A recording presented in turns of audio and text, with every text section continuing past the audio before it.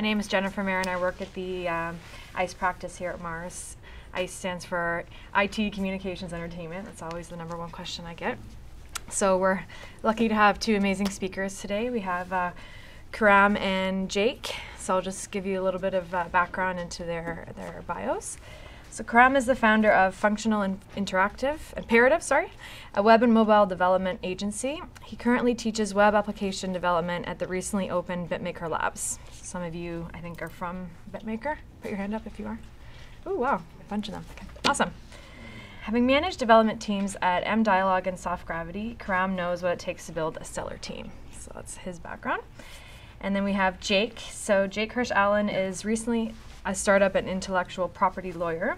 He currently prefers networking to drafting. He spends his days connecting people via his roles as Director of Business Development at Toronto-based Functional Imperative and Montreal-based OODA Technologies.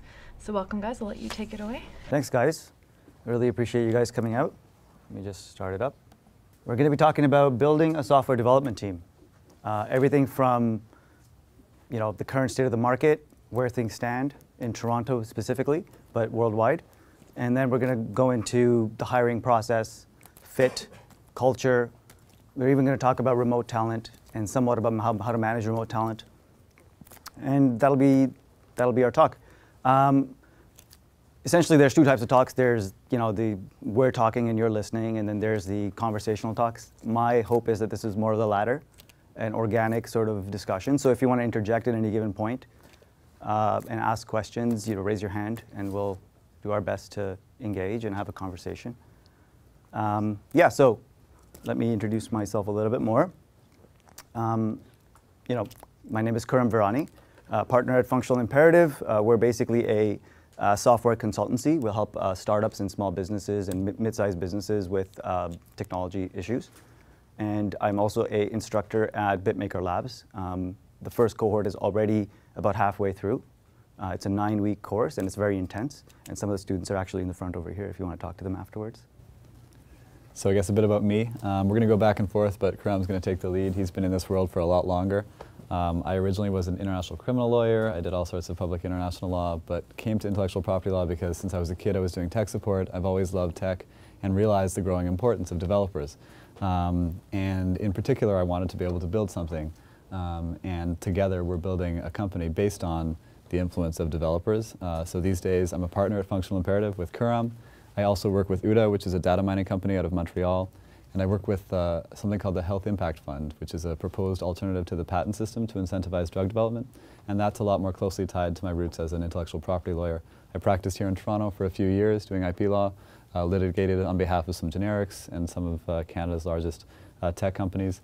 And then from there moved on to working with startups because I really preferred a lot of the innovative technologies that the small companies were using and preferred the networking and the openness that working sort of at that ground level allowed me. And so that's how I ended up with Functional Imperative. Awesome. So before we get started, one of the other things I kind of want to mention is, we're talking about hiring and we're talking about talent.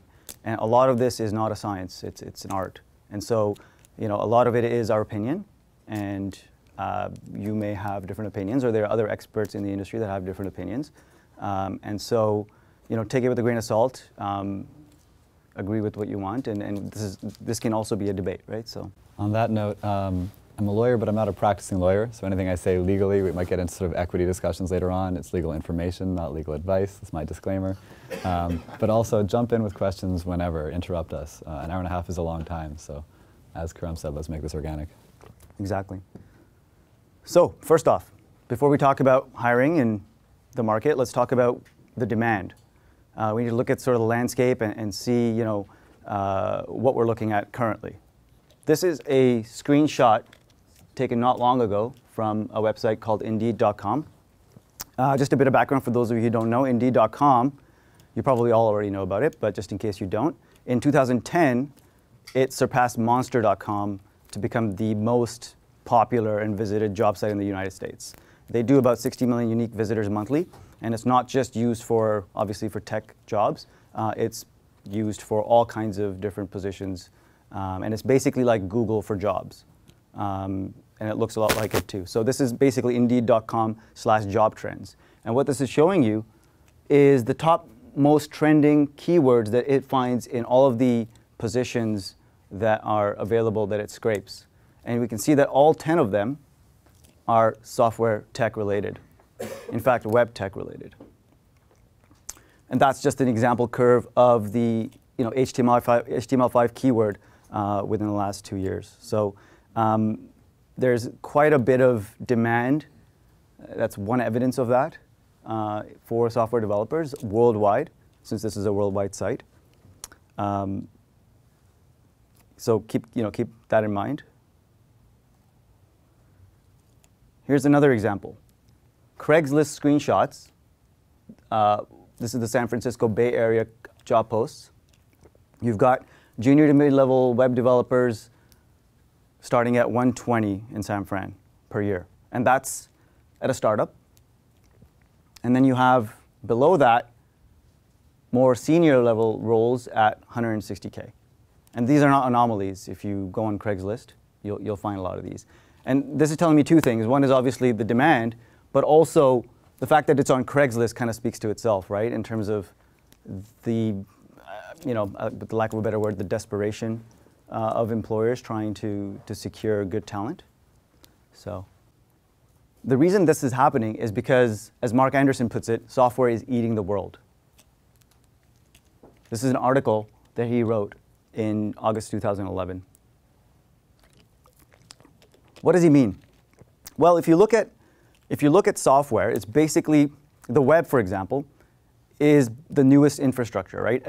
It's like roads. We need them. We need it, and every single company depends on it, right? And software industry is a great industry to be in because you produce something out of nothing. You only need a MacBook or a Windows machine. Anybody can do it. You don't need to have certifications or any kind of licensing to do that.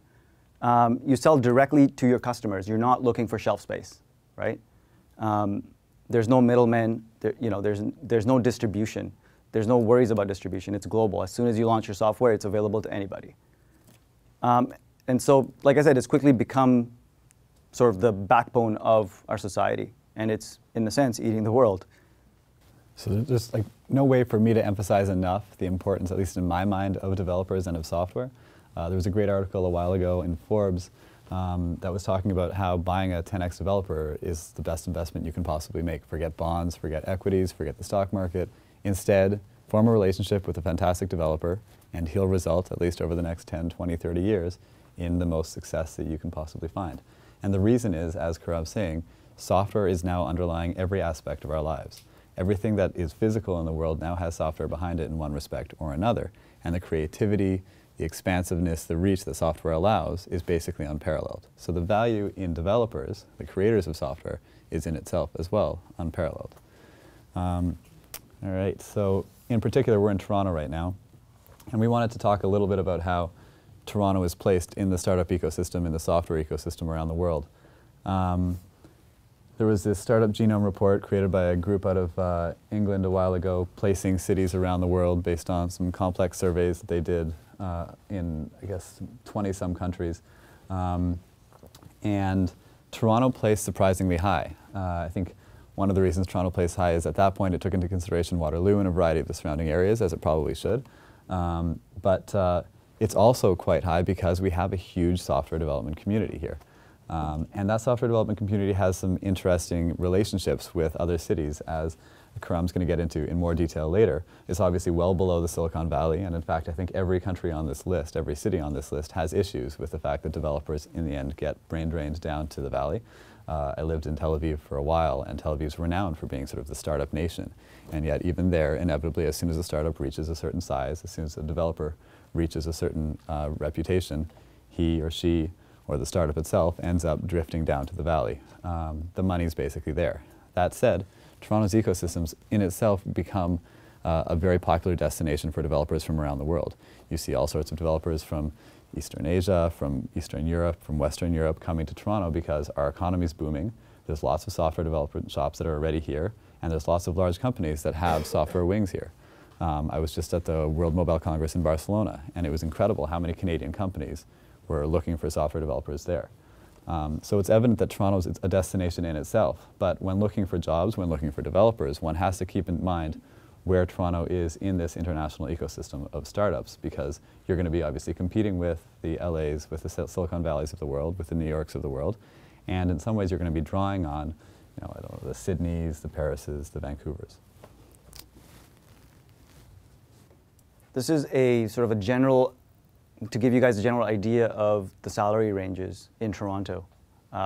Just earlier we looked at some San Francisco numbers for a different purpose, but in Toronto, the salaries for junior developers, new CS grads, if you will, are between 50 to 60 annually. And for senior developers, between 80 to 100 annually. And of course, these numbers vary based on specialization versus generalization, which we'll get into. But, and of course, the Valley has much higher numbers, nearly double, it seems. And so that kind of ties into what Jake was saying in terms of the big challenge that Toronto is really facing, which is a lot of people are leaving YYZ for SFO, right? Especially the senior talent. Silicon Valley is a giant, right? That has well-known tech companies that Toronto doesn't have. Is there a question in the back? Just curious, is there any numbers on how does the cost of living factor into the salaries? It's a really good point, right? Like it's the cost of living in San Francisco is not double what it is in Toronto. So especially when it comes to like renting an apartment, for example. Did you want to? Sure, I mean, I can jump in there because it's actually, there's interesting parallels between my legal experience and the tech experience, which is in New York, in San Fran, lawyers get paid about double what they do in Toronto, and it's about a third more in terms of standard of living. I mean, this is like a massive generalization, obviously, depends where you live, depends what law firm you work at, but the same is true for tech companies. They pay about double, and it's about a third more in terms of living. So you're definitely going to make more in the Valley, there's no question. That said, the standard of living obviously takes into consideration a variety of other factors. Healthcare, for instance, isn't necessarily the same in the States as it is in Canada, and a lot of Canadians just want to stay in Canada because it's their home. Toronto's got a lot of merits aside from pure numbers, but and on a pure numbers basis, there's really no comparison. But I mean, I looked around and I need more than 10 fingers to name good friends that have left Toronto for San Francisco in the last year. Developers. So just personally, from my personal experience, just looking around the Toronto landscape, I see a lot of that happening. We just came back from South by Southwest, and it was amazing how many people from the Montreal and Toronto communities I saw there who are now either in New York, in Austin, or in the Valley. It's not to say they're going to stay there, and in fact, a lot of our conversations were comparing our stories, and some of them were interested in coming back. But at least in terms of career opportunities, there's definitely a benefit, I think, to many developers to going down there, making a reputation, and then coming back. Yeah. Any other questions? Cool. Let's talk about hiring and determining fit. So before I get into that, just a quick disclaimer that I'm going to focus more on sort of the technical fit and less about soft skills.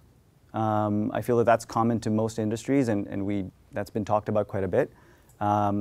So it's in terms of technical aptitude, technical sort of fit, and there are a few different types of developers when it comes to that. And the first way I distinguish it is I talk about the generalist versus the specialist, right? So the generalist is kind of like when you see positions or when you see people talking about hackers or full stack engineers. They're essentially people who, it's not really about like, oh, they can do PHP and Ruby and Python and .NET. They still have preferences about what they want to use to solve a particular problem, but they'd like to tackle that problem from different angles, and they like to touch all the different parts of let's say a web application. So they won't just focus on the database and not touch anything else. They'll look at, they'll want to look at the front end and the HTML and different aspects of web development. They generally will care about the application and what the user experience is like. Specialists are basically, the opposite. Essentially, they're usually senior, and they've gone from being a generalist usually and have decided to specialize into something. It could be something like, I'm a big data engineer, or I am a MySQL performance expert. And for startups, my personal belief is that generalists are a much better fit because you need people to be wearing multiple hats, and you have smaller resources. And so it's better to have 4 generalists than 4 specialists, for example. Of course, this varies, and it's I'm generalizing, but the idea is that for most startups, you want generalists. Specialists, for example, are great for companies like Google or Facebook that have a specific problem, and they have enough sort of traction and velocity that they need specialists to take care of certain parts of the application. They'll obviously also need generalists, so they're looking for both. And when startups are looking for talent, and they do have a sort of problem that only a specialist can solve, normally you're generally looking at contracts or like a 3-month term for that specialist to come in to fix your database problem and optimize it so that it runs better. Whereas, the Google will hire them and keep them on. Did you want to add anything to that? I was going to jump in really quickly for those in the audience who don't necessarily understand all of sort of the language that Khurram's using. I mean, I'm sure some people are very familiar with Ruby, his students, for instance, but others might not have heard the terms. And to simplify a little bit, you use languages and code the same way that you use languages, human languages, which is to say, a coder will learn a set of them, 5, 6, 7 languages, and the more you learn, the better you'll get at any given language. So in many ways, these specialists have this toolkit. They've got 15 languages they speak. It's like a very, very multilingual human, but that improves their expertise in any given one, and at some point they decide to focus. They decide to do their PhD in French literature or Ruby and spend the rest of their lives focusing on SQL. Yep. And it's once you get into the larger corporations that skill set can become much more useful. It's rare that at the startup stage it's useful. As an example, I have a good friend who used to live in Toronto, again tying back to him, people leaving for San Fran, name of Ben Vinegar, worked at FreshBooks as a senior developer for a long time, as just sort of a general developer for a startup. And he was actually one of the first few employees at FreshBooks. And recently, about 2 years ago or so, he decided to join a company called Discuss, which you might have heard of in San Francisco. They do the commenting on most WordPress blogs. And now he's written a book. So first of all, he's gone from a generalist to a specialist working specifically on JavaScript and third-party JavaScript API stuff. And he's definitely focused his attention on that, and in fact has authored a book specifically titled JavaScript, for third-party JavaScript. So it's very, very specific. So that's an example of generalist versus specialist. I guess another example that just came up recently was I was talking when we were in South by Southwest with a friend who he started with Salesforce as sort of a sales rep, learned a lot about how it works, and then when Salesforce acquired a software called Heroku, learned a lot about Heroku. And he introduced me to a gentleman who works for Salesforce here, but who wrote a book on Heroku because when they acquired it, he became very passionate about it. He thought, wow, this is the coolest tool for developers to use in terms of interfacing with the back end, interfacing with Amazon. And he ended up publishing a book that's now sort of steered his entire career towards Heroku, despite the fact that he's still employed by Salesforce. So it just shows how someone can get passionate about one particular technology, and that can result in them being the specialist that is, of interest to a massive corporation like Salesforce. Then there's also another distinction. And this is also an important distinction to know when you're hiring and looking for talent. And that's the framework developer versus the application developer. And this is more of a personality thing. Framework developers, they like more the academic side, the algorithms. And so when they're poised with a problem, they'll actually lean towards how to solve it optimally and how to do it in a way that it's going to help other developers, for example. The application developer is somebody who cares less about that and cares more about the experience for the user, and not so much about building something that can help other developers with the same problem, but more about using things that other developers, these framework developers, have built to make the lives of users of your application easier. So that's another important distinction. It goes without saying that a startup should look at application developers, right? Generally speaking. So you want people who are not going to take a problem and then get really focused on solving that problem in a very, very general way so that other people could benefit from it in the development community. You want to focus on that problem for your users, and then maybe eventually, once you've got traction and a much better runway and situation, turn that into an open source framework, right? But you don't want to focus on that at the beginning. And a lot of startups that I've spoken to in Toronto have actually talked about this challenge when they're interviewing, and when they have someone on board that they haven't really made the distinguishment here that they find out that these people much more enjoy working on frameworks and applications, and there's a little bit of issue in keeping them on board. So it's good to make that distinction up front. How do you tie that to your business focus? So deliveries, milestones, things like that. I assume that's the kind of conversation you're going to have with them. To meet our milestones, it means getting to the deliverable as dirty and quickly as you possibly can, right? Right, and that's a balancing act, right? And you're right in that the personality of the framework developer is going to be more of doing it in the most finesse way possible and spending more time in making that more generic versus the application developer who is going to be a little bit more towards let's get this done and let's meet those business requirements. So that's also you're right, that ties in very well with that. So questions around track record, questions around previous milestones, previous deliverables, things like that, goes all back. Yeah, and also just looking at their sort of their online presence. Have they contributed a lot to open source projects, or have they had a track record of working with startups and getting them launched successfully? That gives you an idea of what type of personality they are. That conflict often comes up, I think, more once you've hired the dev team. So you've got somebody, and inevitably you want the people who are interested in really interesting technologies. We were working with somebody who was supposed to be developing for Windows and got fixated on Raspberry. He was like, we had a hardware application and he wanted to develop Raspberry. And sure, it's cool, but at some point we had a deliverable for Windows, and so. Got one more question over there. Oh, sorry, question. Yeah, I'm just wondering, do you just look at previous experience, or can you ask, like, are you more of a framework developer or an application developer? I mean, yeah, you could self-identify as a developer as one of those? I generally don't ask the question during an interview. It is usually pretty self-evident just by looking at their personality.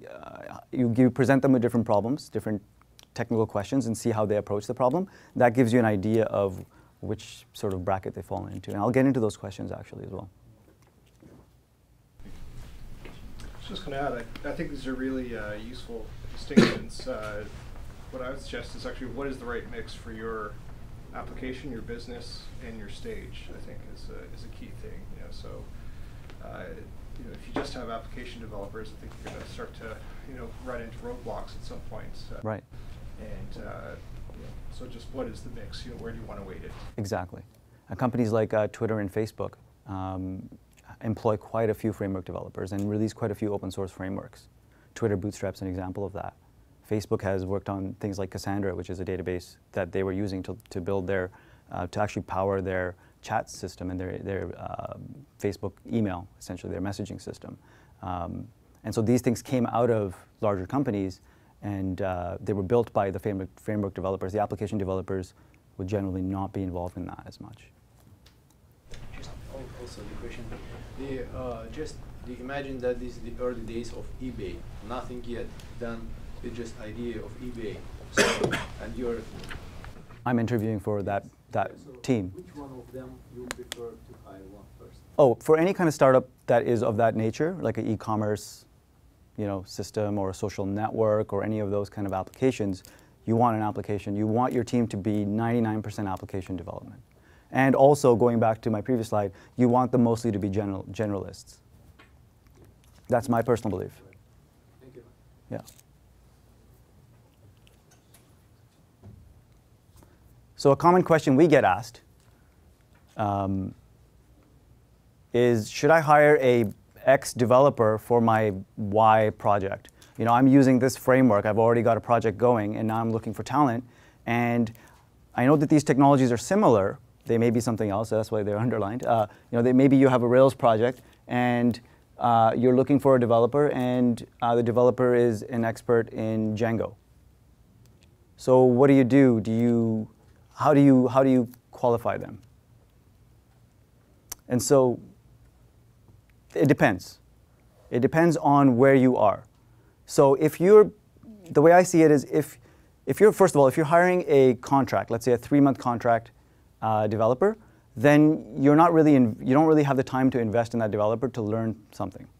So in that sense, you want to make sure that that person has the right framework that you're using. The truth is that even though these two frameworks that I'm using as an example are almost identical in their design patterns and in their architectural patterns, being a Rails developer doesn't just mean knowing Rails. It means having experience with all the different tool sets and third-party libraries out there and knowing about all the nitty-gritty things that have to do with that, and having experience using those other gems or libraries, whereas Django will have a whole different set of those. So keep that in mind. I mean, the interesting thing as a development company, as a development shop, is that people come to us and say, okay, we've built something in Python. What can you do for us? And I mean, that's challenging. We prefer developing in Rails, right? I mean, I'm not the coders, but it's quite evident that our specialization is in this particular stack. Right. But getting back to that multilingual background, sure, we can take over a project in Python. Sure, we can develop it out for the next few months. But if we're going to start something from scratch, we're going to start it with our expertise, particularly because if we end up handing it over to somebody else, we want to make sure this code is sort of up to our relatively high level of expertise. And in order to do so, we've sort of built languages, a toolkit, out of a very specific set of tools that we think are the best out there. And the other thing to consider is it an existing code base or a new code base? So if you're starting up a new project, you want someone, and you know that you want to do it in a particular framework or language, then you want to make sure that the person is actually familiar with that language. Because a lot of the conventions and styles and, there's a lot of risk at the beginning. And for that, I would say it's not okay to hire a, for example, Django developer to do a Rails project. However, if it's an existing code base and something that's been well built by senior Rails developers, and you're bringing in a developer from another framework that is similar, again, the Django and Rails analogy, then it's okay because they're going to quickly ramp up on that code base and pick up those good habits and understand a lot of the gotchas and things around that framework. Does that make sense? Yeah? Cool.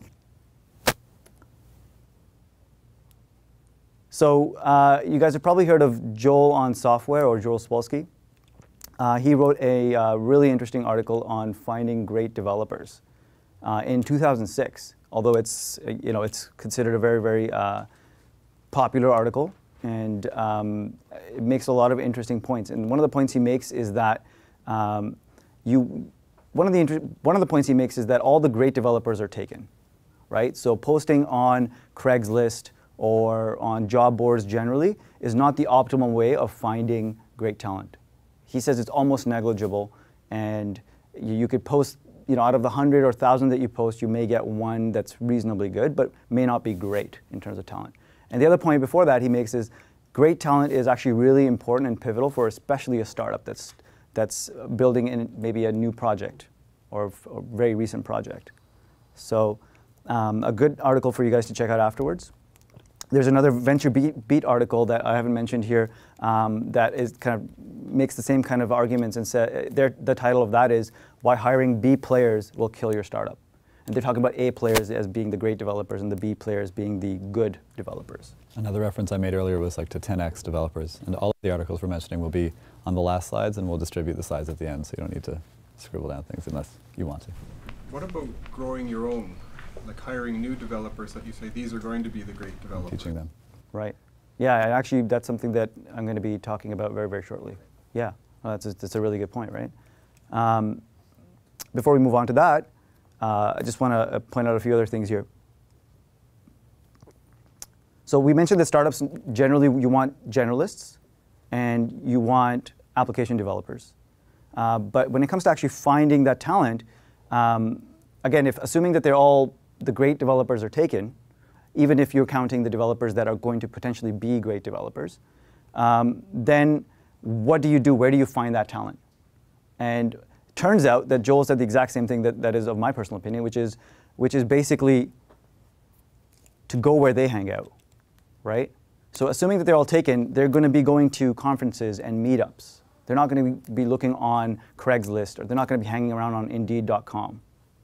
In the online world, they are going to be hanging out at places, but they're going to be hanging out on things like Hacker News or Reddit, specific Reddit, subdomains.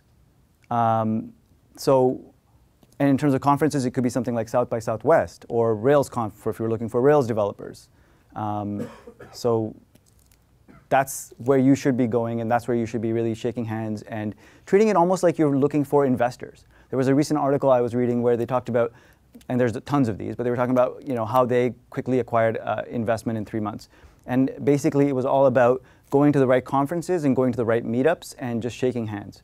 When you're looking for a developer to join a startup specifically, but even a company that's somewhat mature, they have risk at the beginning, and so you're asking them to invest in your company.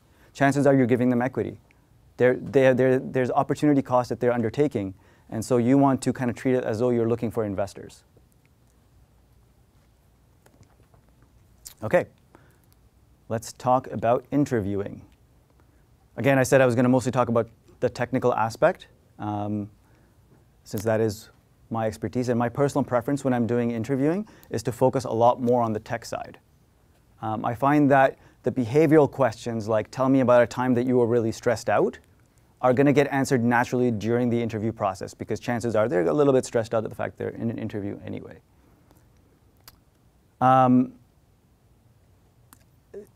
Tech interviews tend to be a little intimidating. And that, again, is part of like personality and the setting of the interview. I try to make as much effort as possible to let them know that, yes, I'm going to be asking sort of questions that I have written down, but at the same time, you know, I say things like, if you're having trouble answering this question or a particular question, we can come back to it later. Or not all of these questions need to be answered. Some of them are really, really tricky, and so if you feel that you're stumbling on something, that's quite okay, right?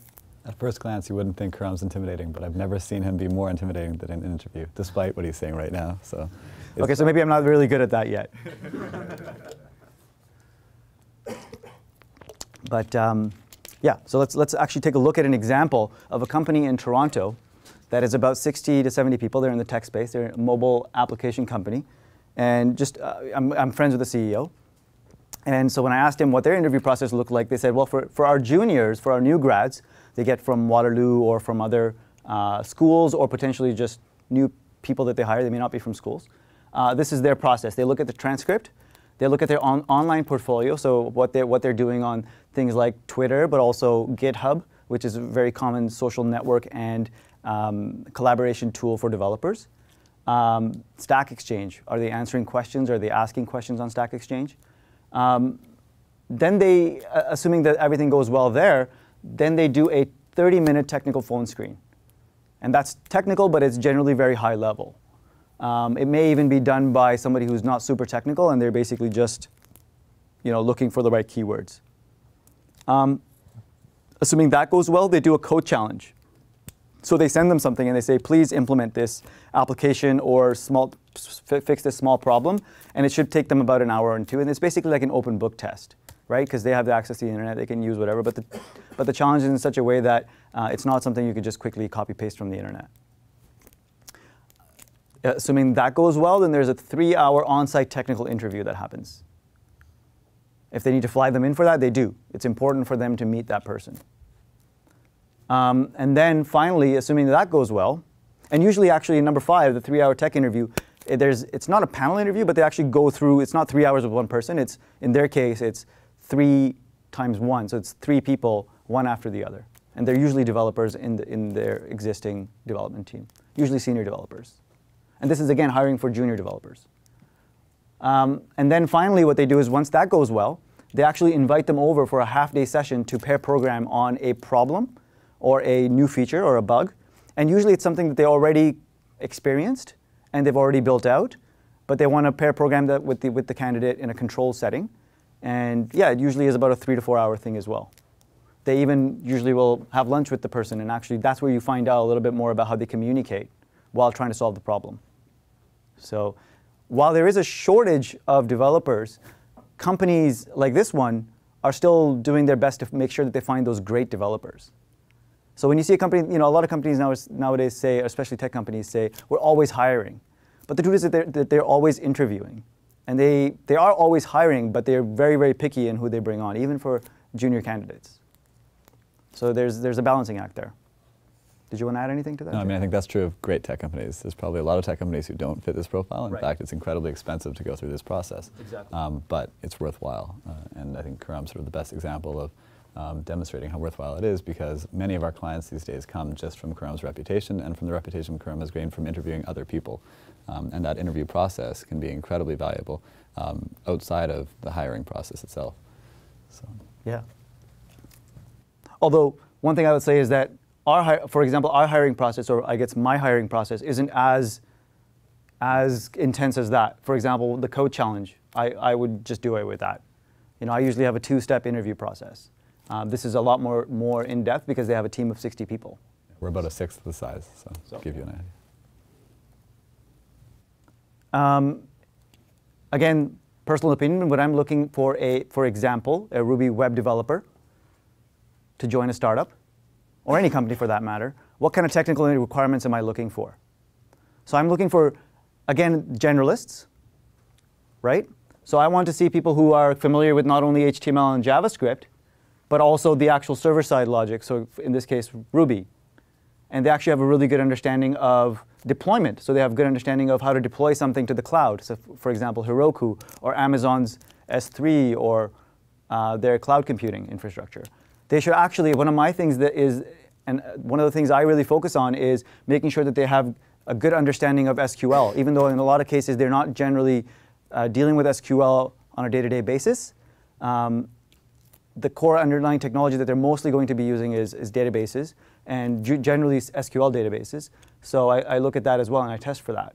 And then also understanding how the web works, how HTTP works, and things like REST, and understanding how RESTful software is developed. And these are, again, buzzwords as well, technical terms, but I test for those, and I'll get into a little bit more detail there.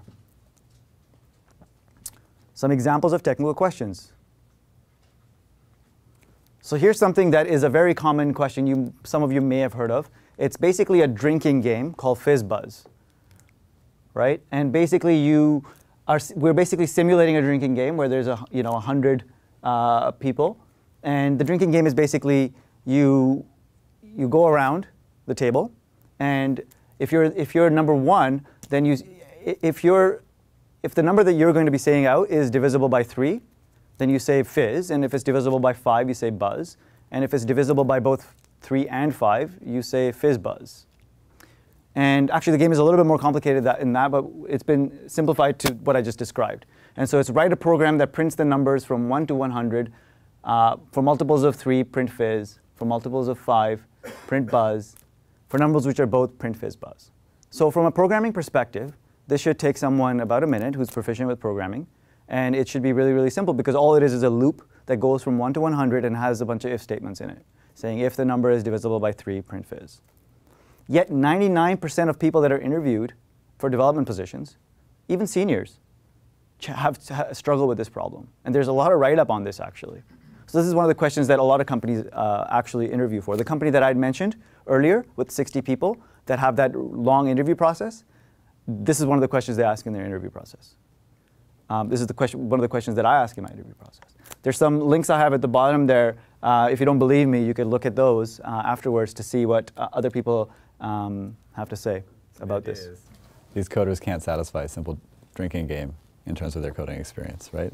Like dumbing it down that much, and you still eliminate 99% of your interview candidates. Right. Now, I mean, take that with a grain of salt. A lot of times it is not necessarily their talent. It's maybe they are they're introverted or really stressed out at being in the interview and therefore struggling. And you can read on that, right? And then try to test different ways. And this is one way of sort of basic tests. And usually it's a whiteboard or write it on a piece of paper and not on a computer. At least that's the way I do it. I mentioned that I focus on SQL. So this is another test that I give out. It's a written test again, and I show them a sample database. It's just an Excel spreadsheet. It's not a realistic database, but it's basically customers and products and figuring out which customers bought which products. And there's also a visitors table that that relates to the customers table. So it's basically like an online e-commerce system dumbed down, and I ask 4 SQL questions to see if they can write and understand how to join tables. Pretty simple. Normally, I find that I don't end up getting to all 4 of those questions. I find that usually I'll do like A and C, and if the person's really keen, I'll just do A and D. But a lot of times I don't get to all 4 because people actually struggle with this quite a bit, surprisingly. And so again, one of the things I didn't mention is these are the questions I focus on when looking for junior to intermediate candidates. And that's, Andre, you have a question? Would you say that your confidence in a junior developer or a developer period would be increased if they, like, would you be confident in that person's abilities if they were able to pass some of these simple tests? Definitely, yeah. And then after that, it's about their personality and their sort of hunger to learn other things, right? And it's okay if they don't answer some of the more advanced questions, but they should be able to answer some of these simple ones, and then they'll learn the other stuff, right? So that's my opinion on that. Did you? No, completely. Yeah. I'm not a developer, so it's harder for me to get into these questions. But let's also talk about senior developers. We're not all necessarily looking for junior developers. Sorry, there's a question before I go to that. Question. So I'm interviewing someone today for a web designer position, Mm-hmm. and I'm curious, do you typically expect your web designer who's working with JavaScript and CSS on the front end to kind of have some basic understanding of this, or do you still ask them these questions? I generally do, because I'm, again, looking for generalist developers. So if, assuming they have some sort of a development background or academic background in software development, they should be able to at least approach these problems. The FizzBuzz one for sure, but the SQL one, you could argue that, well, it's a front-end developer, they're not going to be dealing with the back end, but I would still definitely ask the SQL question, because it also gives you an idea of what they don't know, if they don't know that, for example. Okay, one more over You here. said you might give them a break if they're, kind of nervous or whatever, but I mean, this sounds to me you're also testing their ability to think on their feet, deal with, ambiguous situations, the unknown. I mean, in a startup environment, that's every day. That's what you live. So can you speak to that a little bit? Yes, and I think that happens more in the senior development interviews, which I'm going to get into a little bit, because they're different, because it's more of a conversation, and it's more of solving the things I showed you right now are not solving problems, more so just writing small pieces of code to solve a very small problem, but not like an architectural thing, and thinking on your feet on that sense. So for the senior developers, I think the interviews tend to do that a lot more. So, and I'll get into some examples of that, but I'm not sure if that'll answer your question. So if I still don't answer your question, flag me, okay? So yeah, going back to that. So senior developers, when I'm interviewing, and I've had people disagree with me on this, but I think that there's a different tactic on interviewing juniors versus seniors. I think that if you ask a FizzBuzz question to a senior who has an amazing track record, you may be insulting them a little bit. And so there's a balancing act there, right? And same with those SQL questions. Maybe they're just too basic for them. You could throw them out there quickly, and if they get it right, and they just seem like, they're just breezing through it, then you quickly skip some of those and move on to what I'm going to show you next, which are more solving architectural problems. Again, whiteboarding and writing stuff, but not things like FizzBuzz. And again, soft skills are a little bit more important there, like you were saying, right? So these things bring that out. So an example is, let's whiteboard something together. And it's again in a conversational manner. And that's mentioned right at the bottom there. So as they're doing this, you want to engage them and ask them questions. And hopefully the soft skill stuff will come out, because they'll be describing what they're doing and what they're thinking. So this example problem is, let's model a software system that runs and operates a parking lot. It's used for both public and private, and you can add some more interesting things into it after they do the initial phase, and you can add more complexity to it. See how it handles that. So yeah, tickets can be purchased and rates can change. Let's model that out. Let's draw the entity diagram, and let's look at how that will work and start asking them questions. So these are the kind of questions you ask sort of for more senior roles, but I've seen them asked for even intermediate and junior roles. Another example. This is one that I was asked actually when I was interviewing for a senior role many years ago. Model an architecture that Facebook would use to build its Facebook chat, or Skype would use to power Skype chat. How would it look? What kind of technologies would they use? And then you could get into things like how do they handle outages? What would happen to those messages? So getting into more technical architectural things, but not necessarily writing code, but more of a discussion and drawing things on the board. Any questions? Yeah. Yes, in the back. Process of building out a team where everybody in the team has skills that I don't have. And so I'm just really curious about how, when I'm getting answers to questions, if I have no idea how to judge what they're saying, how can I go into that? I'm mostly still dealing with all senior developers because I'm at that phase, but how can I judge the accuracy and I guess the level that they're giving me the answer? Yeah, and that's a very common question, which is why the next slide is actually just right on that. Like, so what if we don't have anyone technical on the team to conduct those technical interviews well anyway, right? And this is a very common problem, right? Especially for startups that are just starting off, right? They're looking for that senior developer, ideally, to get that product going, a technical co-founder, if you will. And we've been asked to do this quite a few times, and my personal opinion is find someone who can do this for you.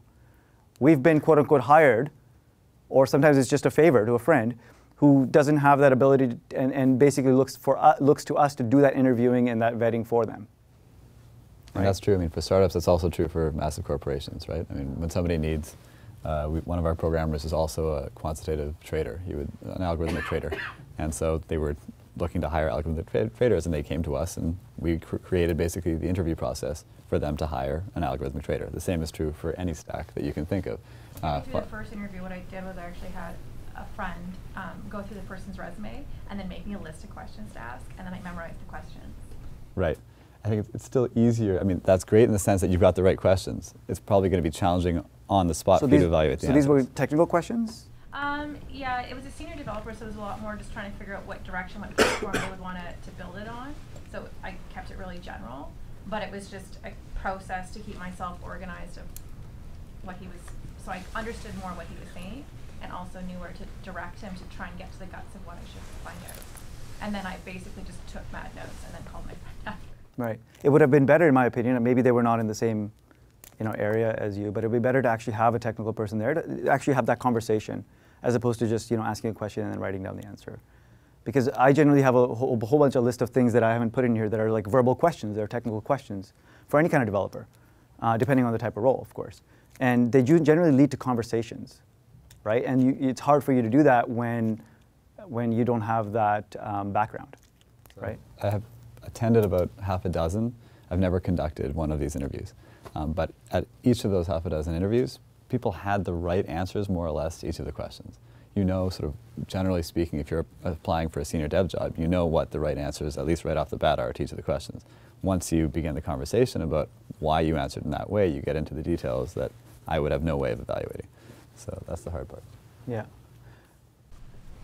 How do you know in this interview if someone is helping you, that that person helping is keeping in mind the vision that the company has, and that they're finding the right questions that the company wants to know rather than maybe the individual helping? Right. That's a good point, right? And that is a challenge, right? And that's often why I was attending. So often, I mean, we're talking with different companies, startups of 30 people. I was there as the biz dev guy or as the marketing guy, and I was there evaluating whether the individual had the same vision as the company, as you said, whereas the person actually conducting the interview was looking at the technical answers to their questions. Often you'll actually have two separate interviews, right? You'll have sort of the, I take them out to lunch and have a chat about why they're joining a startup or why they're joining this startup. Khurram will focus on the tech side. Yeah, and also, if it is, the company will actually sit in on the interview as well, even if it's a technical interview. So you would be sitting in on that conversation still, but there would be somebody assisting you with the technical questions side. So to make sure that you have both sides. Yeah. Here's another sort of opinion of mine. Reference checks.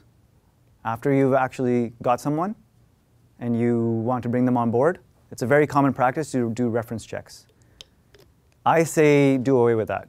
It's old school, and it's really annoying. And generally, companies, I think, reach out to, I haven't done reference checks on most people myself personally that I bring on.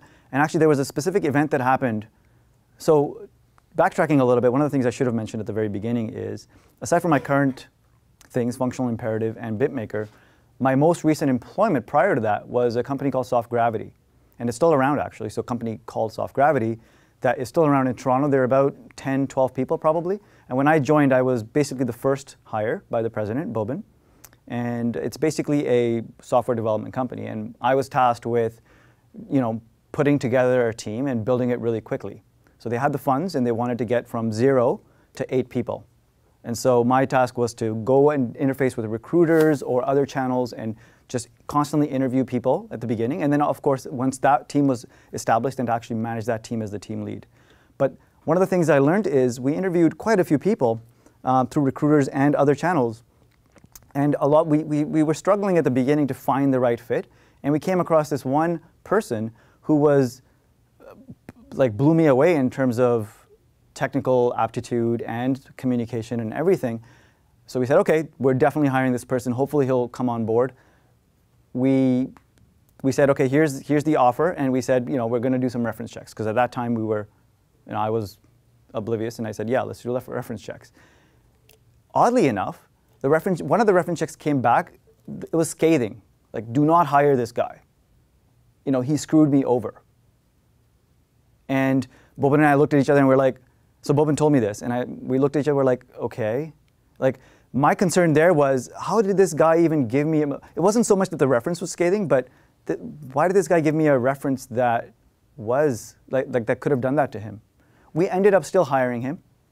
We said, you know what, let's just try it out. We were a little bit nervous, but we hired him. It turned out to be one of the best decisions that company made from a talent perspective. I would personally say I'm still good friends with that person, and you know, he's since moved on to another company and is one of their star developers, and is actually now manages a team of 5 people of his own in Toronto. The lesson that I would take from that is slightly different, which is also that each of these points should be a conversation, as Khurram has said many, many times, but the conversation is essential. Very frequently when I've been hiring, you've ended up talking about why X person said Y, or Z about you. So in essence, I mean, actually, I'll use a personal example. I had on a blog post, I consistently lose things. Like, I lose things all the time. I'm like constantly using my phone. And the person basically suggested I shouldn't have a blog post that sort of described myself in, you know, as dismissive or disorganized a way. And I was completely in agreement with him that it's not my greatest sort of aptitude, which is to say organization, but I make up for it in other ways. I didn't get that job, but the point being that conversation, I think, is the essential aspect of the interview, not the fact that I had a blog post about using objects all the time. Right. So. Big firms, I know, like, I come from finance, and banks no longer give references legally because you get so much recourse, and I see that trickling down to small firms, just flat out policy, so reference checks, completely agree. Right. They're either going to be just fabricated and just not tell you much. It's just like a check on a form. Confirm is that somebody did work somewhere, which sometimes, in case you're afraid of it, entirely fabricated. Right. But what I'm saying is, don't do away with reference checks in all industries, right? If you're hiring a consultant, if you're Deloitte and hiring a consultant, maybe it makes sense to make sure that, you know, that you can put them in front of clients and things like that, and then they haven't burned other clients. If you're hiring a CEO for a company, then it makes sense to do reference checks maybe. But in the software industry, it's software. Like, everybody if you're hiring web developers, they should have a web presence. They should have a GitHub profile and Stack Exchange, and you can see a lot of what kind of interactions they're having with people. So the reference check is really replaced with that first thing that I was mentioning on that list, where it was just look at their online portfolio. Do a Google of every person you talk to, obviously. I mean, I'm sure this is common sense, but it's remarkable how often people don't do it. Just throw their name in Google. I mean, my business card only has my name on it specifically for that reason, because you put my name in Google, you'll find out exactly who I am and where I've been and what I've done. LinkedIn shows every stage of my life for the past 12 years. So, cool. All right. So, we're talking about hiring, but we're also talking about how to actually have a good environment where people will want to stay and not leave after 2 months or 2 weeks. And that ties into culture. And it's really, really important, because culture is pretty much the only, aside from obviously, assuming you're paying a good competitive salary, culture is the only real thing that will probably cause employees to leave or join a company. That's my opinion. And it's more than just a foosball table, right? I'm not talking about have a ping pong table or a foosball table in your office and you're good to go. We'll get into a lot of the details that we think are important, and I think this is completely determined by the culture of an individual company. So these are determined by our personal preferences and the people we want to work with, but you're probably going to have different preferences and want to work with different people. So this is, of all the sections in the presentation, this is probably the one that you should take with the greatest grain of salt. Yeah, for sure. First off, and it's a mindset thing, right? So the first mindset that you should be in my opinion, is developers are creative, right? They're not mathematicians. They're really, you want to hire the creative talent, and so you should treat them as creative artists, if you will. And artists don't generally work 9 to 5. So you shouldn't create an environment where it's strictly 9 to 5. You know, problem solving requires that creativity and thinking out of the box. So treat them give them that opportunity to be creative. As an example, Yukon Games, a company, startup, well, not startup so much, an established business that used to be a startup in Toronto. They're a mobile gaming company. They have hackathons I believe every quarter, Friday, so basically once every 3 months, where you could do whatever you want as long as it's somewhat related. So kind of like that Google approach. FreshBooks does the same thing in Toronto, and I'm using Toronto examples because we can relate to them a little bit better. So I've seen FreshBooks firsthand when they're actually demoing their hacks on a Friday evening, and they just have beers out, and it's just like, I modified FreshBooks to do this and integrate with something else, and oftentimes it will actually make its way into the product. And sometimes it's not even on that product. Sometimes it's something completely different, like a different experiment that could maybe be used to make that product better. But the idea is to not just focus on like fixing bugs and making new features, but also other things around the culture and environment. So FreshBooks, Shopify, 500 Pixels is another Toronto-based startup. These are all startups that have done a great job. I mean, I call them startups. They're now 300, 500-person companies, but they've done a great job of outreach in terms of showing the community that they're really interested in their developers. When you go to an event, they focus more on their developers than they focus on anyone else. So half the time, I won't understand what's going on, except for the fact that I'll see a lot of developers who are very interested in what's being presented. And developing that kind of culture relies upon people like Khurram and other fantastic developers who are out there who are able to captivate and in a creative way, as Khurram was saying. Another thing is, in most cases, developers are actually product drivers. And this is especially true for companies where the product is the company, right? Companies like Facebook, where it is the product and the company. And so in that case, allowing them to have that voice and actually drive not only like the technology, which technology to pick, but also what features to build. Right? Because it will also align with their interests, and they'll automatically decide what they want to work on out of a whole pool of features. So this is a key one for me, and I guess part of the reason lunching together is key is because I find that is one of the most productive parts in any given day for me. I don't spend my days coding next to Khurram, and yet that's when I learn what the problems are with our clients, what the problems are with our developers, what the problems are with me, and sort of the people that I'm chasing and how I'm chasing them in terms of future clients. And so I think the communal aspect of an organization is incredibly important. And we'll get into the different ways that you can develop that community, which is to say they don't actually have to be in-person lunches all the time. And so I thought I'd get into a couple examples based on the huge corporations that we all know that I visited.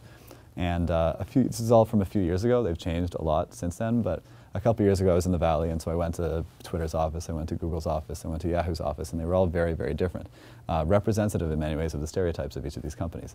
So at that point, Twitter had a couple floors, beers everywhere. People would really spend a huge amount of time working together.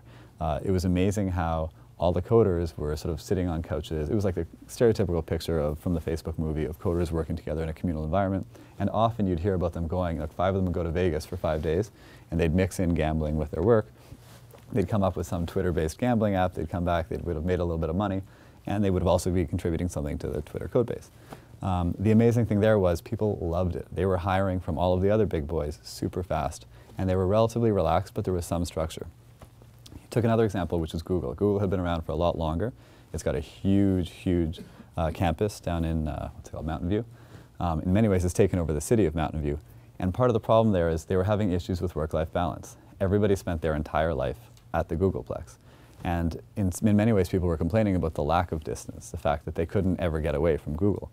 The other extreme these days would be Yahoo. Yahoo just, and I mean, this is sort of taking the Google example, further to the extreme. There's a lot of news, obviously, recently about Yahoo's CEO forbidding its employees from working from home.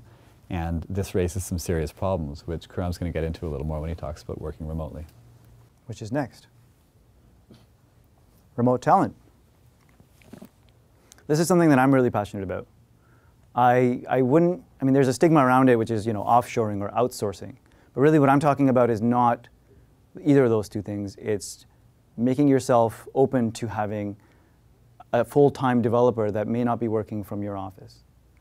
It's a really hot topic right now, and something that I think is really going to disrupt how we perceive software companies and how software companies work within the next couple of years, in my opinion. And partly it's because of the first few slides that I showed you, which is that it's really difficult to hire that talent, especially when you're talking about focusing yourself in a geographical area where you're located. So companies like Stack Exchange and 37 Signals, which are well-known and influential software companies. Stack Exchange is the company that manages Stack Overflow and a whole bunch of other domains to do with Q&A. And 37 Signals actually is the company that built CRMs and project management tools like Basecamp and Highrise, and also developed Rails. So they're quite well-known companies and quite large.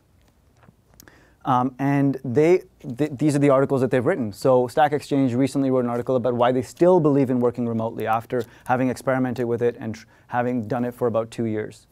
37 Signals, in their more aggressive fashion, have written an article about stop whining and start hiring remote workers, right? And their points are, I mean, there's obviously a lot of arguments against, the common arguments that people have against having remote workers. Time zone issues or project management overhead or communication issues. But most of these, I mean, time zone issues for a software company, like people aren't working 9 to 5 anyway, right? So a lot of these are excuses. And yes, communication issues are something that need to be worked on, but that's actually a good thing because it's going to force you to have better communication within your team because your team's not centralized anymore. So just to give you a little bit more perspective, 37 Signals, for example, it's not like they're all distributed. They have a beautiful office space, but they say that most of their employees, even the ones that work in the office, often work remotely. So when I say remote talent, I'm not saying like, you know, different countries necessarily. It could just be somebody in a different city in the same country. Or it could be somebody who's in the same city but just working 2 days a week from their home, right? Did somebody have a question? Sorry. Yeah, I was going to ask, how does that relate to a junior programmer versus a senior programmer or senior developer? I've done a lot of work with both. I find that the senior guys, you're peer-to-peer, you're talking at that level, full trust to go ahead and do whatever you want. And the junior guys, you want them close because you need to help them with everything. Right. And you want to have them involved with your senior team, you want them to watch you how you make decisions, learn all those things, which means in-house. But really what you're talking about, real-time collaboration versus maybe a delayed collaboration over a day through email. Sure. But the reality is that these companies specifically have actually, the technology is already there to do the real-time collaboration anyway, to share your screen and to actually have so Stack Exchange, I believe, or maybe Stack Exchange, they actually have a Google Hangout running constantly. Not as a sort of a big brother monitoring thing, but as like a communication, to eliminate that communication barrier. Yeah. So like on the wall, you'll see that developer, or at least their seat, if they're off to the bathroom or something, constantly there and engage with the rest of the development team, which solves that problem for the most part. Of course, it doesn't always, but it brings it a lot closer. Sure, I mean, it gets back to Martin's problem too of having to raise and educate your own developers, right? There is a relationship there, a sort of a teaching relationship and a community relationship, almost like a parent-child relationship that comes, right, exactly, it's a mentorship. And I think in-person is absolutely necessary at times, so there's no question you'll have to fly the person in, not just for the interview, but also for sort of team building exercises, to have those lunches where you just get to know how the person's family is doing and how that relates to their work. And a lot of what we're talking about in terms of allowing remote working is because you want the person to be able to engage with their family, to be able to engage with their creative side outside of work. I mean, these are obvious answers to obvious questions, but I think they're important to reiterate. Steve, did you have a question? What about confidentiality and security of information and things like that? I think it's less often a problem than people think it is. Yeah. I think an NDA goes a long way, and people tend to, I mean, if you're going to have a breach of confidentiality, you're going to have it whether or not you have the technical solutions to those problems. A lot of those issues, as a lawyer, I mean, this is somebody speaking from experience, at least in terms of suits around confidentiality issues, and generally those suits follow personal problems rather than technical problems. So if somebody's going to breach the confidentiality, it's not going to be because they're 6 miles away or 6 countries away, but rather because there's some sort of grievance with the company. Stack Exchange actually in their article says, if you're hiring for technical positions, hiring remotely is the best kept, blindingly obvious secret for finding people.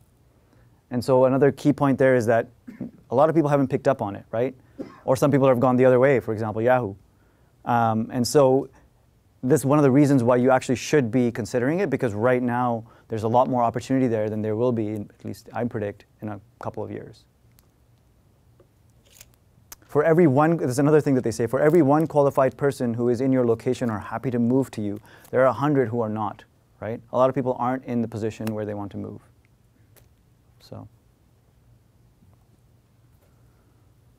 yeah, the first point is people don't want to relocate a lot of times, or they need to relocate. So in that article, they were talking about how they used to work at Fog Creek. That person used to work at Fog Creek, and he saw I believe two good candidates leave because their spouses, had to relocate because of school, right? And that company at the time had a strict no remote working policy. It doesn't now, and so he saw really good talent basically go out the door simply because they had to relocate to a different geographical location. And in the software world, it doesn't really make sense. Another thing that they observed was actually productivity was higher for remote workers than it was for workers in the office. And actually DHH I was listening to a podcast from DHH, was talking about how they actually have this sort of a different take now on these open concept offices where you have a lot of collaboration and they promote collaboration, but really what they're also promoting is a lot of distraction. It's very easy to call out someone's name and we have the same challenges in our office space, right? It's very easy to call out someone's name for any small little thing instead of pinging them online and letting them get to it at some point when they're at a logical point. And so they actually make an effort now to seat themselves not totally in close proximity. And so the workers that are working remotely from their home or from a collaborative workspace are more productive because they have fewer distractions. Two good examples. I don't know if you guys know Slate magazine, but they had a great podcast on sort of the benefits of working together and of working apart. And one of the benefits, ironically, of going to the office was that you actually had an office where you could sort of have silence, because they found they actually had more time to think and more time to sort of contemplate in their office than they did elsewhere. The other example has to do with one of the BitMaker students here. I'm Christine's guru, and often I can't get a hold of Christine, I should say. And that's because she's working and she's sort of focused on what she's doing, and I've tried her phone and I've tried her on GChat and I've tried her on email, and I haven't been able to get a hold of her. That's probably a good thing, right? It means that she was focusing on whatever it was that she was doing. And so I think that balance is key, and that plays into the sort of the relocation and the remoteness, but it also just plays into creating the right work-life balance and environment.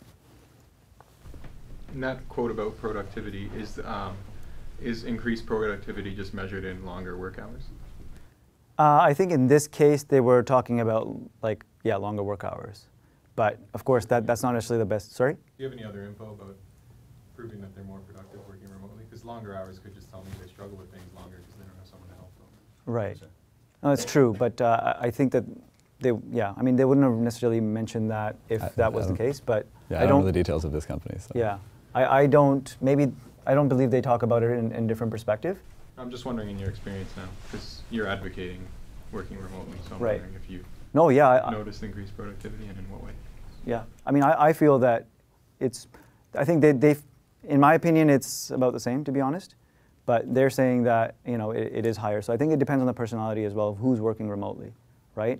If it is someone that prefers the quiet versus prefers to be around people, then they're going to be productive. But if they prefer to be around people, they may not be. They may just get distracted by other things at home or in that collaborative workspace. We definitely don't have an empirical study to say one way or the other. Yeah. I think the key takeaway is you're not going to be able to hire all of these people in some cases locally. So if you want to hire the best, in some cases you're going to have to be flexible enough to go remotely. There was another question in the back. So 4 of our developers work remotely 5 days out of the week. And most of them, and so this has been happening recently over the past couple months only. So our developers haven't actually had a chance to get to know each other that well. So what are some of the ways to get around that? We do have like a weekly scrum where everyone has to be in the same chat and we all go through all that stuff. And then on the weekends when we're all in, sometimes people come in, sometimes people can't. So what are some ways around? Because that is, I think, one of the bigger challenges of having remote talent. Is we talked about culture and we talked about lunch and all of these things, but then how does that consolidate with remote talent, right? And so what a lot of companies do actually is they'll every 3 months or every month they'll actually be flying those people in for a completely un-business related event, right? Let's meet in Vegas. Or something like that. So you're saying that even if they could meet once a week, that should be enough? I think once a week would be hard if they're like remote talent and they are truly remote. When I mean remote, they're still sort of in the GTA area. So okay. Working from home. Oh yeah, in that case, I mean, of course it varies, but in that case, yeah, maybe a bi-weekly thing or a monthly thing.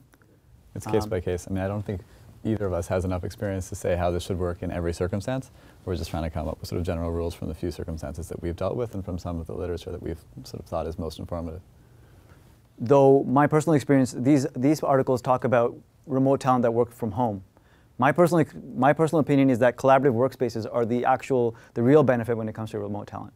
So promote them working from collaborative workspaces. There's tons of them in Toronto and even in the outskirts of the GTA. Examples would be, Bento Miso in Toronto in the Queen Street West, or CSI has 2 different locations, Camaraderie or 3 different locations.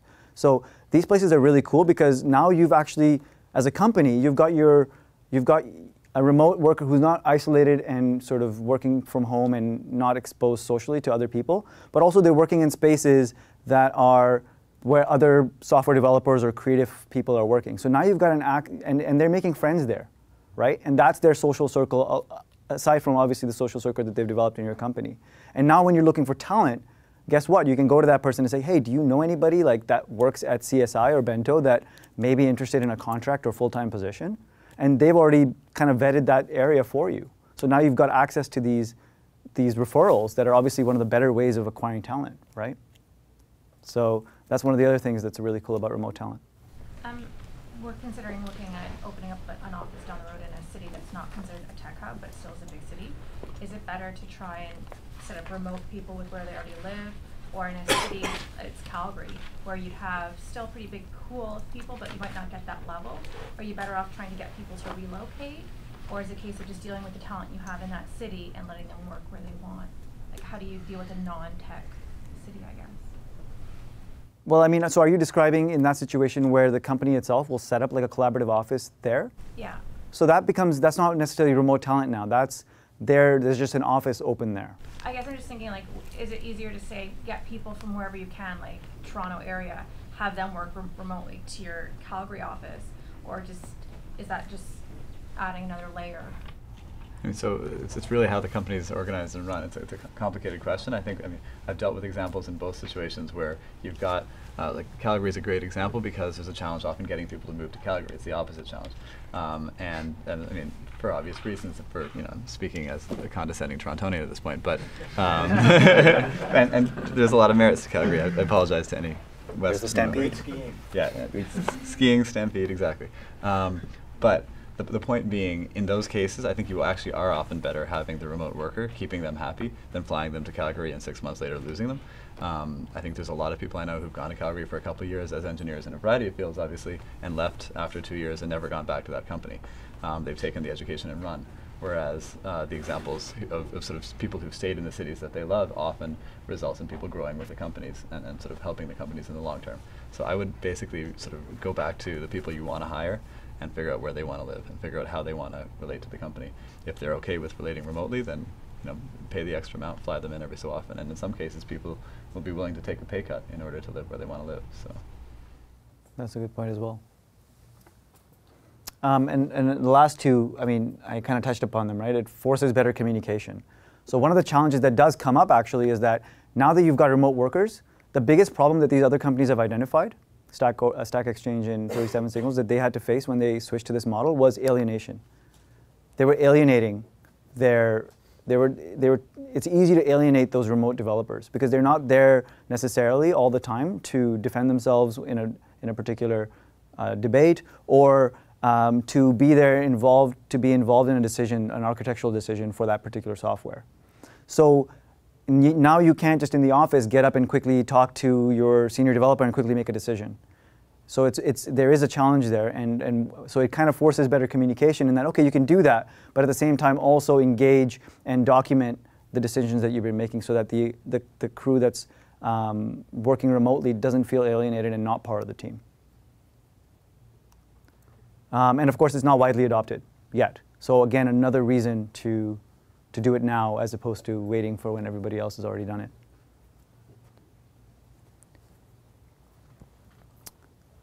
I was mentioning that the technology is already there. So these are some of the tools that we use. Actually, all of these are the tools that we use. Trello is a project management tool, very similar to Pivotal Tracker if you've heard it. We prefer Trello, but both of them are very good options. On the right there, you have the 37 Signals product, Campfire, which is basically a chat server. or you could use IRC, Google Docs, Gmail for email, and then Google Hangout, which is what I was mentioning earlier, for having video, or Skype, right? So the technology is already there to do it. So a lot of these other reasons for not doing it are mostly just excuses and lack of comfort level with doing it, because it's sort of new, uncharted territory. So I'm going to jump in here and talk about equity. This is a slightly more complicated subject, so we're not going to get into all the details. It's a little bit more legalistic. And it's also very much focused on early stage companies. Once you're at sort of the growth stages or enterprise stages, you've gotten the shareholder agreement sorted out, or they're being sorted out by other players, by your investors, by the private equity firms you're involved with. So there's a bunch of key issues with equity at the early stages, but the fundamental one is fairness. You want to make sure that everybody understands what they're getting into, why they're getting into it, and that they're happy. A lot of companies are going to only be able to incentivize their early stage employees, their engineers, their developers, through giving them equity, through giving them shares. And if that's going to be the case, they've got to be completely fine, satisfied, happy, and understand why they're getting what they're getting. So fairness is much, much more important, in my opinion, than what exact percentage they're getting. And that's often why the easy split, the 50-50, or if it's 4 employees, 25-25-25 at the early stages is key. The other idea is that over time, the shares should vest. You can't give somebody the shares up front, because it could take off 6 weeks later, and everybody else who works for the next 3 years is going to get the same, whatever, 25%. Or, the 3 other employees would get the same 25% as the person who took off. So vesting is key. It's remarkable how often people forget about it, but vesting basically means you work for a certain amount of time and then you get it. A classic vesting model is 25% or 20%, actually it's 20% after the first year, and then 2% every month thereafter. So the idea being incentivizing the person to stay as long as possible, and if they want their full shares, they have to stay 4 or 5 years. The other idea is dividing up the company into slices. A lot of these models are very much oversimplified, but at the startup stages, I think that's actually helpful. It's better for people to have clarity than have sort of the perfect model. And in that respect, slices is a really good example of a simple way of breaking up a company. You have the first few employees, the founders, so to speak, and they get the first tranche. So they get 50% of the company. And then you break up the rest of the company into 5 slices, so it's 10% each. And each group of employees, whether it's based on seniority or whether it's based on when they join, gets the next 10% split up. So say you get the second group of 6 hires, they get, so say 5 hires, they get 2% each, and then the next time round you bring in 20 people or 30 people. And so the percentages that each employee are getting are significantly smaller with every round. But the key there is they're also bringing in much less risk, right? They're joining a company that's much more established. So if you're joining a company that's already got 50 people, the chances it's going to go under in 2 years or not make any revenue are much, much smaller than if you're the 4th employee. And so the idea with both vesting and with these slices is to maintain that fairness, ensure that everybody's getting out of the company what they put in, and that's both in terms of risk, in terms of effort, and in terms of money. Can you just run that? The percentages? The first core group, how would you split that up? So there's 4 people. Yeah, so if it's 4 people, the easy answer is 25, 25, 25, 25. Of the 50 group though? Of the 50, exactly. Exactly. And this is all pre-dilution. We're going to ignore 6 for now. So to oversimplify, you break it up even, it's fair. The hard part is it's rarely that simple. And there's all sorts of links that we'll post at the end that give you different ways of breaking up even that first tranche based on the inputs that people had. So founders without the e.com is an example of a site where you input a bunch of variables about sort of who's the CEO, who had the idea, who came up with the technology, who's been maintaining the research, who's been maintaining the blog. Like it gets into some nitty-gritty, and then it pops out a number, a percentage that that person should have.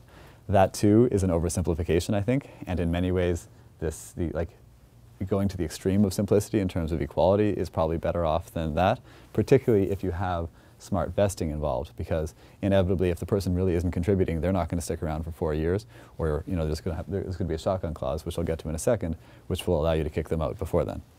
That assumes no money changing hands too. Absolutely. So another key thing here is when it comes to money changing hands, a lot of people prefer cash or IOUs than they do shares. If somebody in the company, for instance, doesn't take a salary, whereas other people do take salaries just based on their different positions in life. Somebody's got a kid, they need the salary. Somebody's got another job, they don't need it as much. And the other job's actually a bad example because all of these rules are for people who are full-time.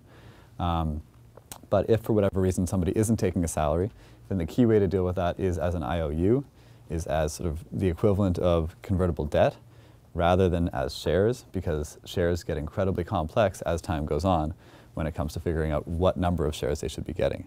Instead, you give them the cash and they can then buy the shares down the road.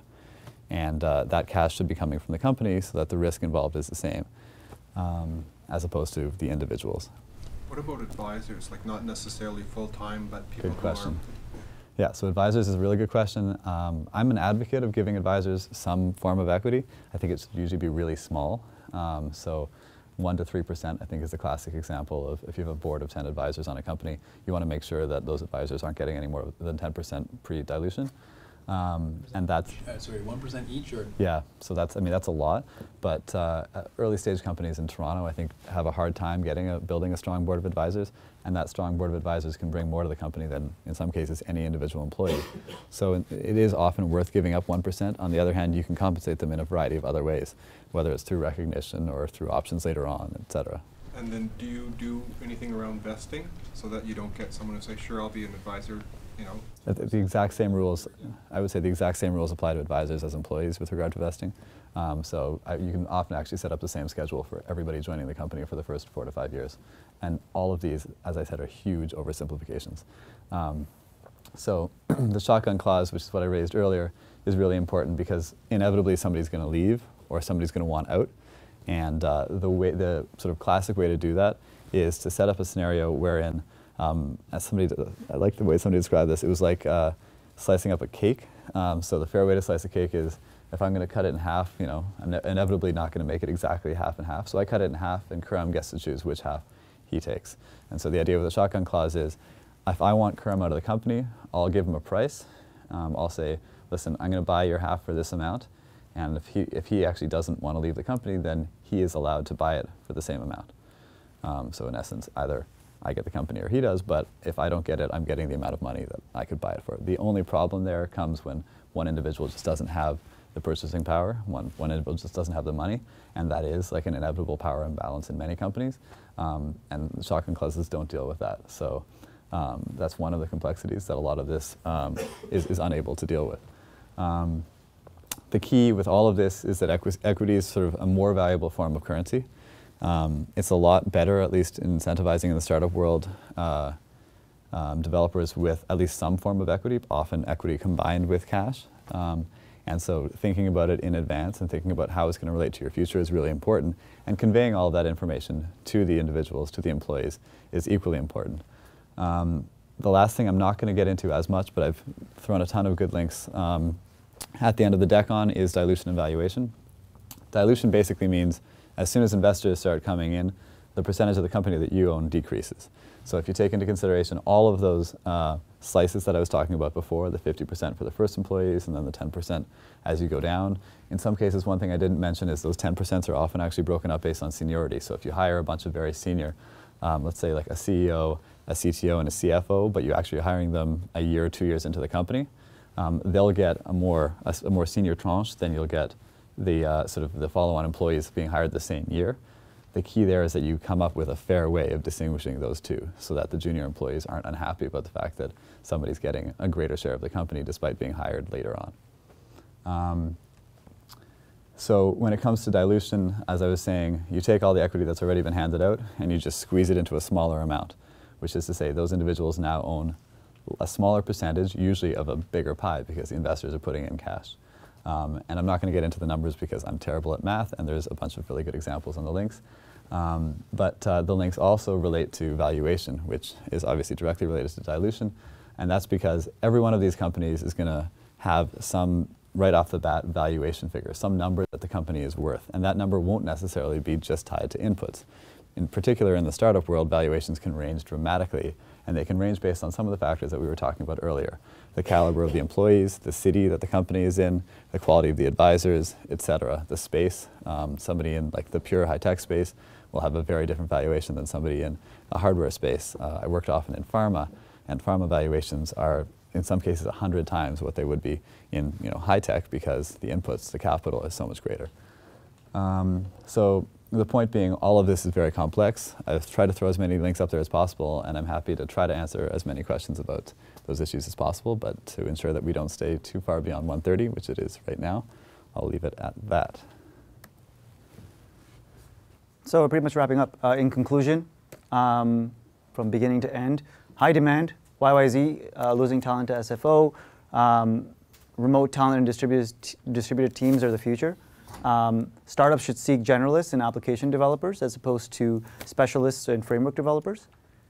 Established companies seek both, generally. Technical interviews are very, very important. And to go where the talent is, because the great employees or the great talent is already taken. Culture is important to attract and retain talent, and the equity should be vested for your founding team or for anybody that joins the company. That's it. So we've got a bunch of references. We'll take the questions in one sec. We'll distribute the slides. We wanted to say thank you to Halfhunter, who did the designs on this, one of our design partners. They did it at the last minute, and we think they did a great job. I think that's about it. That's so it. Yeah. So there were some questions, I think.